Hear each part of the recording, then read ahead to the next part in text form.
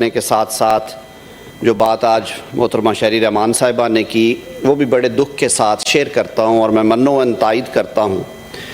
कि जनाब वज़ीर आज़म इस पार्लिमान का हिस्सा हैं, इस जमहूरी अमल का हिस्सा हैं और वह एक आइनी डिस्कोर्स है जिसमें एक वज़ीर आज़म है और एक लीडर ऑफ अपोजिशन है और उनके पास कोई आइनी, कानूनी और इखलाकी जवाज़ नहीं है कि वो इस तरह के बयान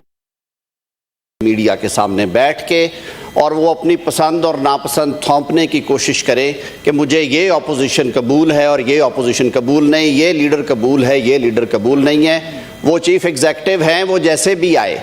वो इस सिस्टम में इस वक्त इस मुल्क के वज़ीर आज़म हैं। उनके इस तरह के बयानात की हर बाशऊर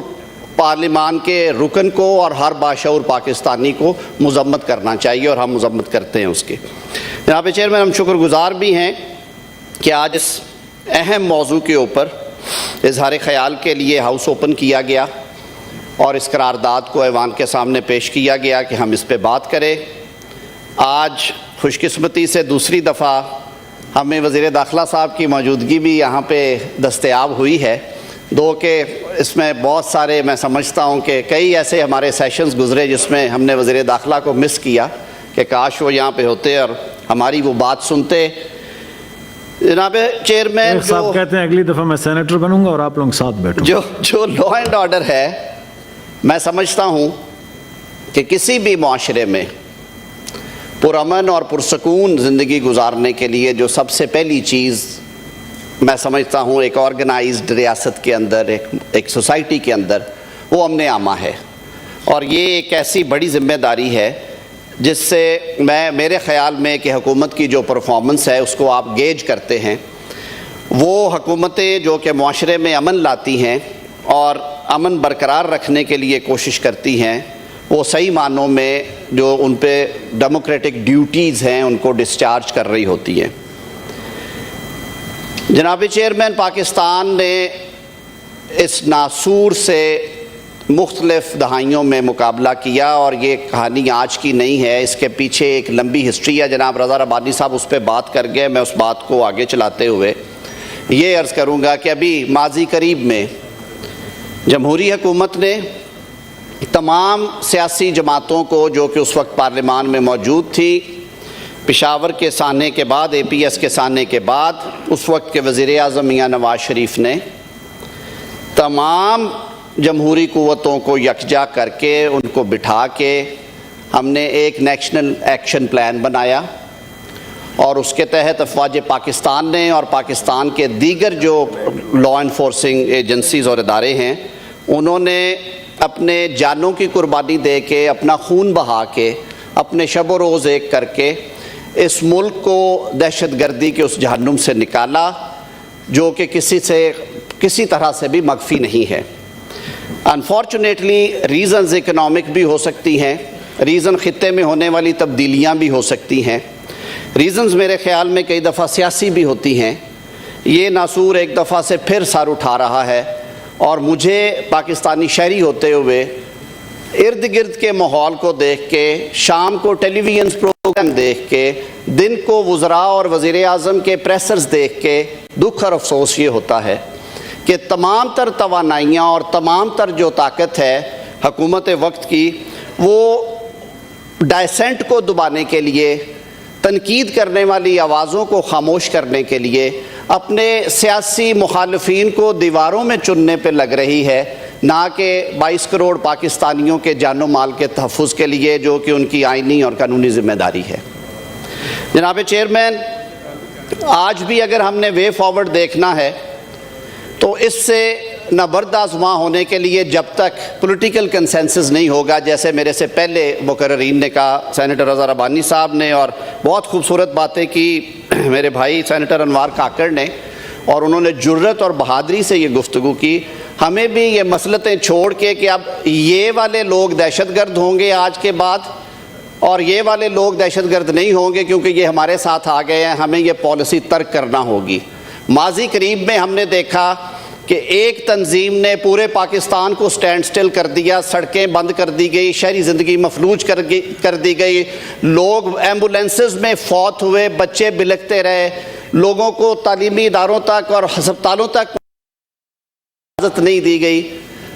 उनको डब कर दिया गया, उन्हें बताया गया, लोगों ने पूरे पाकिस्तान से आवाज़ें उठी, उसको प्रोस्क्राइब्ड ऑर्गेनाइजेशन डिक्लेयर कर दिया गया,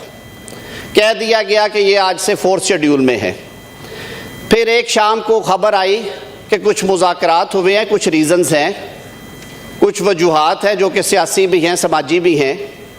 तो वो तमाम के तमाम मुकदमात अब विड्रॉ भी होंगे, उनका नाम 4th शेड्यूल से भी निकल जाएगा। अब के बाद वो दहशतगर्द नहीं है। जनाब चेयरमैन, हमें इन पॉलिसी से निकलना होगा। दहशतगर्द है, फितना फैलाने वाला फितना ही है, कानून तोड़ने वाला मुजरम ही है। जब तक एक आंख से नहीं देखेंगे, जब तक एक पॉलिसी नहीं होगी, हम इस नासूर से नहीं लड़ सकते। जनाब चेयरमैन,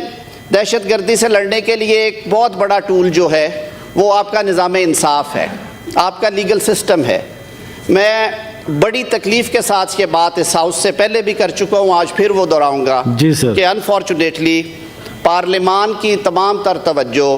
या तो सियासी मुखालफीन के बारे में बयानात जारी करने पे है, या हम बिजलियों के खंभे लगवाने पे, गैस के मीटर लगवाने पे, गांव तक गलियां और देहात की सड़कें बनवाने पे लगा रहे हैं, जो हमारी असल जिम्मेदारी है, जो कि जिस मकसद के लिए अवाम ने हमें और आईने पाकिस्तान जो हमें रोल देता है कानून साजी का, वो नहीं की जा रही। इंसदात दहशतगर्दी के कवानीन अगर फ्लॉड नहीं हैं तो बहुत अच्छे भी नहीं हैं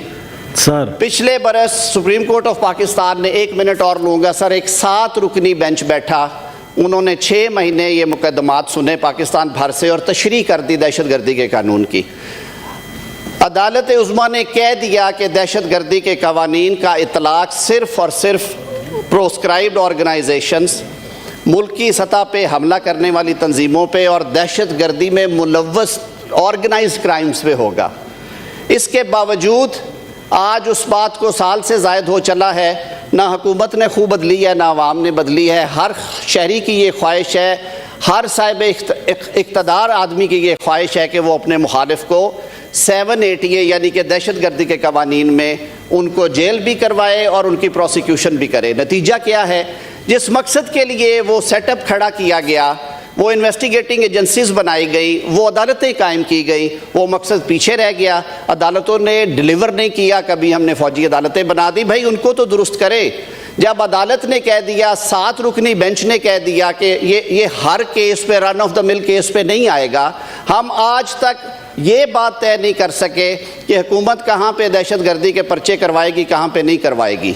और इसी वजह से मैं कहता हूँ कि हमारे जो लीगल सिस्टम है उस पर बार बार उंगलियाँ उठती हैं, और क्यों ना उठे जनाब चेयरमैन।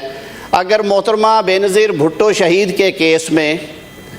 जो प्रोस्क्राइब्ड ऑर्गेनाइजेशन के टेररिस्ट थे, जिनके खिलाफ एविडेंस मौजूद थी, उन्हें बरी कर दिया गया और क्राइम सीन धोने वाले पुलिस ऑफिसर को सज़ा कर दी गई, तो उंगलियाँ तो उठेंगी।